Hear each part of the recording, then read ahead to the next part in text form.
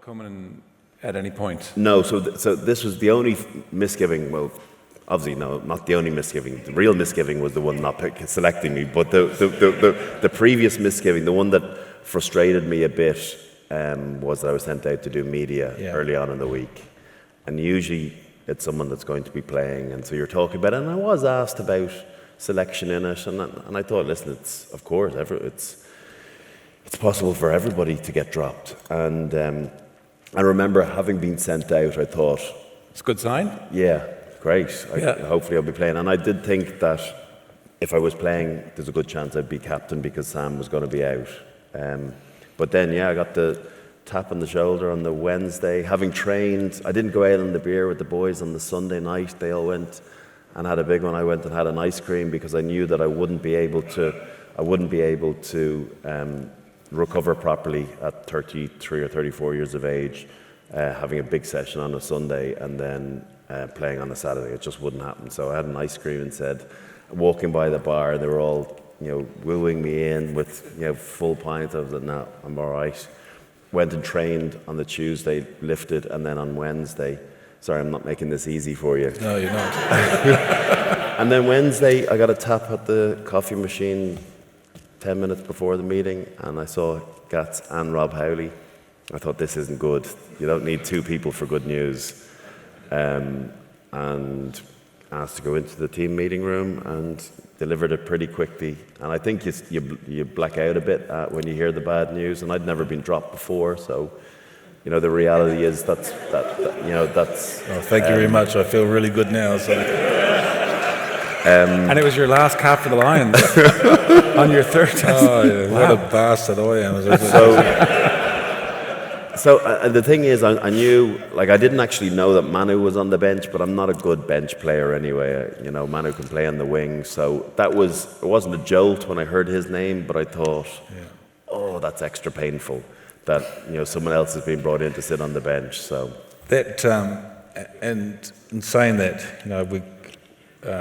the media team didn't ask who should be put up for media. They'd have been playing me, so yeah, they had you in the team, yeah. So it's kind of something that they spoke about afterwards, in terms of maybe if there's, and probably we hadn't even at that stage thought about it. They just put you up for media, but we possibly could have said, were we thinking about a change, and like the hardest thing is, obviously from an Irish, each country took the disappointment differently depending on where you came from. I was excommunicated from Ireland, so I had to come back and beg for forgiveness on the Late Show one night. So, and as Brian said, probably as coach, if you're going to make a decision like that, and it's a massive call, and you're leaving, one of the best players in the world, and he's definitely been one of the best players in the world, and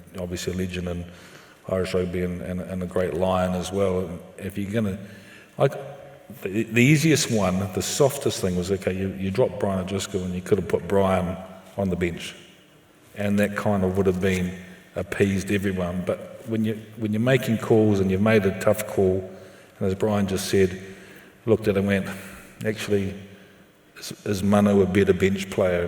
And yes, he would have been potentially with 15 minutes to go and been able to cover a couple of different decisions. So obviously, not only have we, you kind of, if you're going to do it, you've got to commit to it and do the whole hog, and that's kind of where we went. And do you explain all that in the conversation, or do you just say no? It wasn't very long. No. I just wanted to get out of there. Once you get bad news, you don't want to hear the reason for it. And I think I got, we want to use John Davis's left foot a bit. I think that was one bit that I got from it, but the rest was inconsequential to me. When you're delivering that, and particularly you don't want to be giving a lot of excuses or something. Sometimes the decision's made, and then you can let the disappointment sink in, and then maybe you can have a conversation about it later and do that. So that's kind of the way that you want to. And not everyone we would go through that process. So not everyone.